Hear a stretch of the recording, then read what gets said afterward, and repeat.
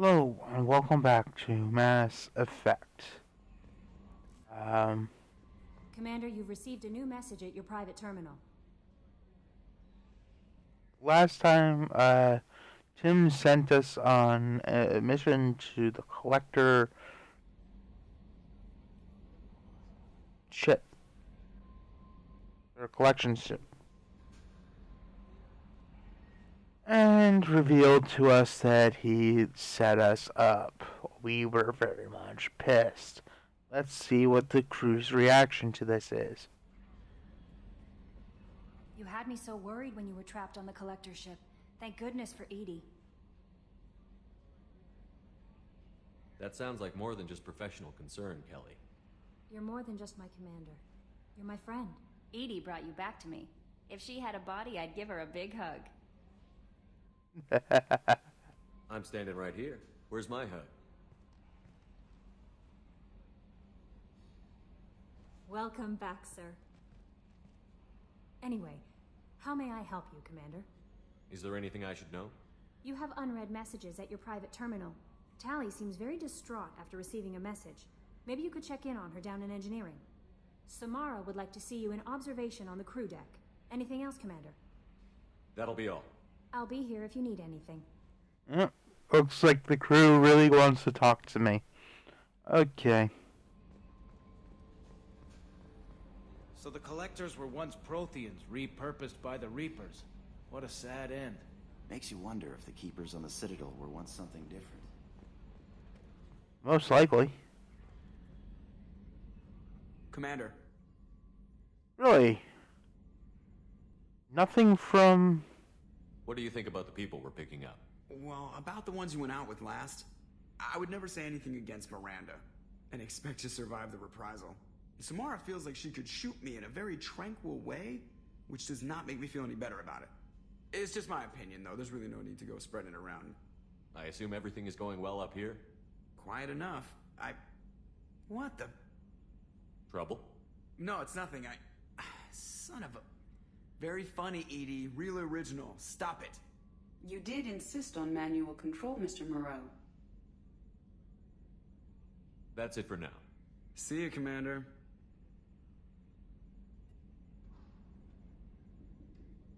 I don't know why I keep closing the blast shields, but it just seems appropriate.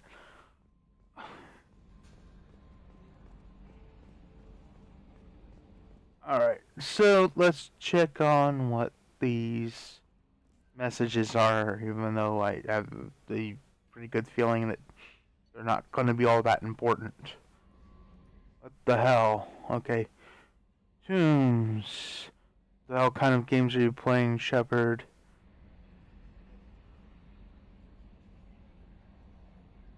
Did the buddy act when had a gun on Cerberus, telling me you understood.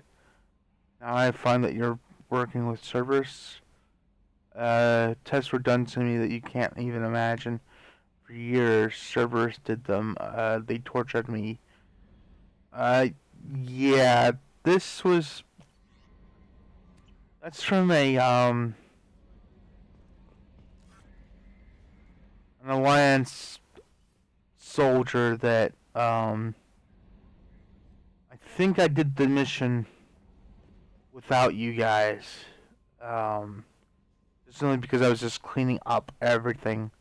And, I mean, that game was long enough.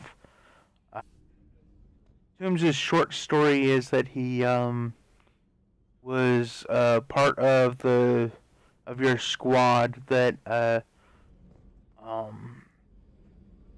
was on Lycus.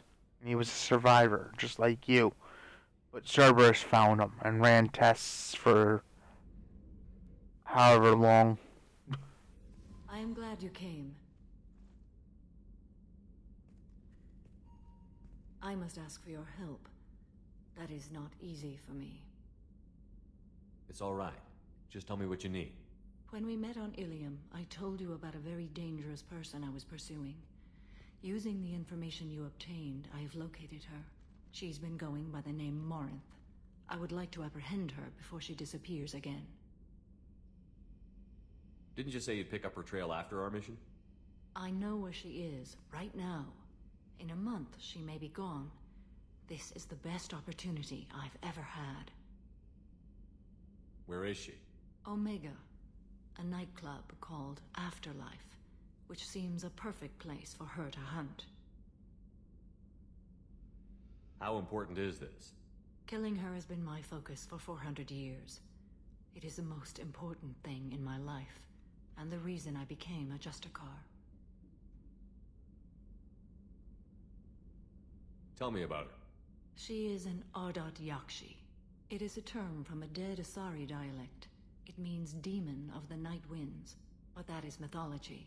She is simply a very dangerous woman who kills without mercy. So is an Ardat-Yakshi a special kind of murderer? Morinth suffers a rare genetic disorder. When she mates with you, there is no gentle melding of nervous systems. She overpowers yours, burns it out, hemorrhages your brain. You end up a mindless shell, and soon after, you are dead. Why isn't this ever mentioned in Asari literature or art? When we were primitive, there was much fascination with Ardat-Yakshi. Some cultures worshipped them as gods of destruction. Now the Asari have a place in the galaxy, and they don't wish this defect to be widely known. As far as I know, only 3 exist today. 2 chose a life of seclusion. The 3rd ran. Morinth. She ran, and I am sworn to kill her. I don't know that I blame her for running. When she fled, she proved her addiction. She was not taking a great moral stand. She simply wants to keep killing. She is a tragic figure, but not a sympathetic one. Can't she abstain? Each encounter gives her strength. The effect is narcotic. The more she does it, the more she needs to do it. She will never stop. She can't. So you hunt down these Asari just because they're born with a genetic condition? It manifests with maturity. When one is diagnosed, she is offered the chance to live in seclusion and comfort. If she refuses, it shows her addiction to the ecstasy she gets from killing her mates. There is no redemption for such a person. They have to choose between prison and death? It is an addictive condition. Remember how adaptive we are. If Morinth does not want to be cured, she won't be. This is definitely worthy of your full attention. She confuses her victims, twists their feelings. They will do anything for her favor. We need to stop her. Thank you, Commander. There are no words to express what this means to me. There is one thing more. This creature, this monster. She is my daughter. Okay. You said this is genetic. How many children do you have? 3.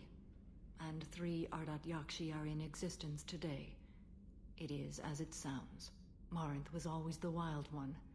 She was happy and free, but selfish. It can't be easy to talk about. My daughter's condition is my fault, and my redemption lies in killing her. Do not pity me. Simply understand my situation. How did all this happen? I spent my youth on the move, adventuring. I killed people, mated with them, or just danced the night away. I learned so much, experienced so much, and then my matron days came. I could finally sit back, bask, and enjoy my family. But in one moment, it was all taken away. It sounds terrible. I sat in a med lab while a nearsighted doctor droned at me, and I learned that nothing was as I thought it would be. I gave up all that I possessed. I own nothing, claim nothing. All my knowledge will die with me. Now my purpose is to destroy my own children. Those moments change you. And I've hundreds of years left to live with that. I say too much. Forgive me. Help me find my long-lost daughter. And kill her. We'll go find Morinth.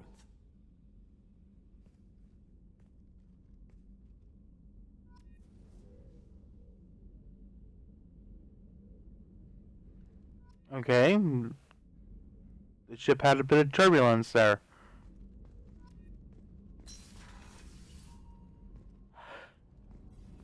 Yeah, it really is a bit of a. It is a a tragedy. What she has to go through.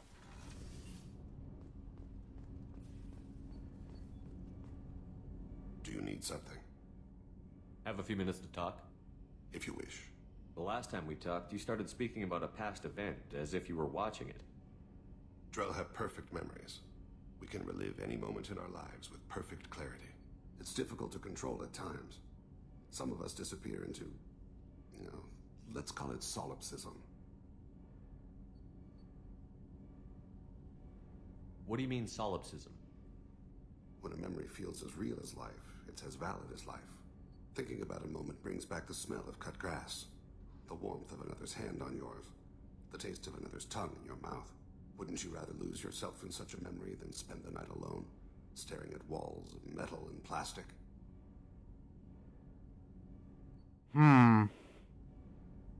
Wouldn't we all? Isn't there a risk that you could lose yourself in bad memories as well? Of course. Remembering the times I've taken bullets is unpleasant. But I can look at my knee and see it's not shattered.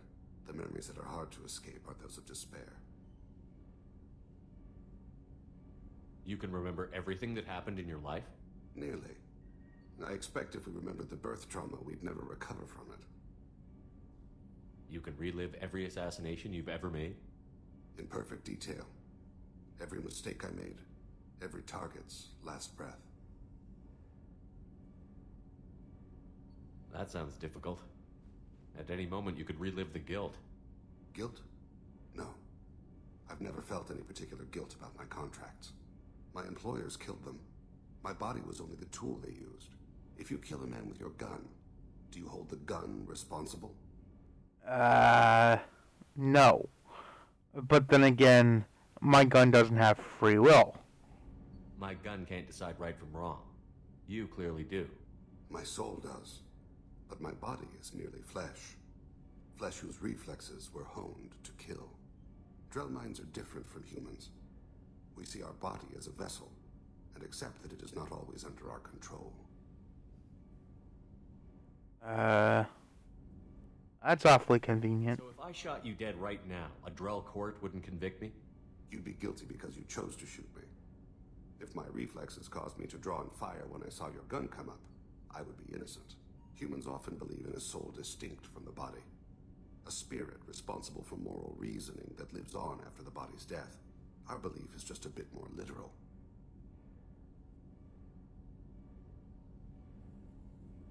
The last time we talked, you remembered one of your assassinations.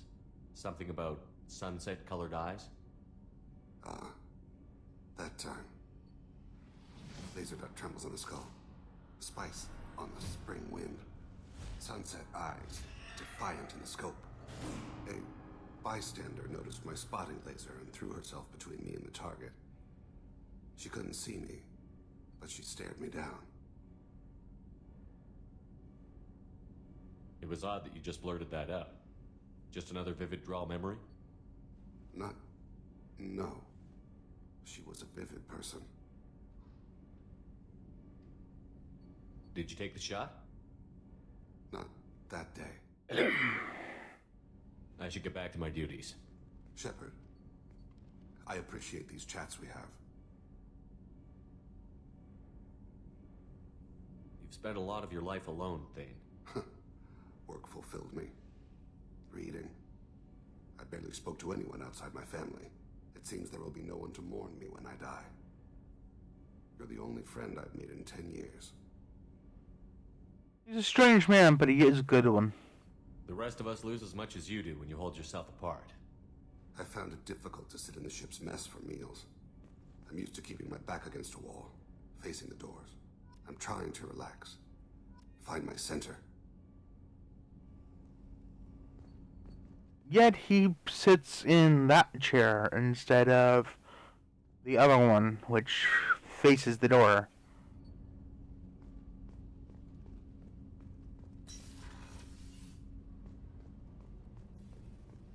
Well, Bill Hickok used to do that too.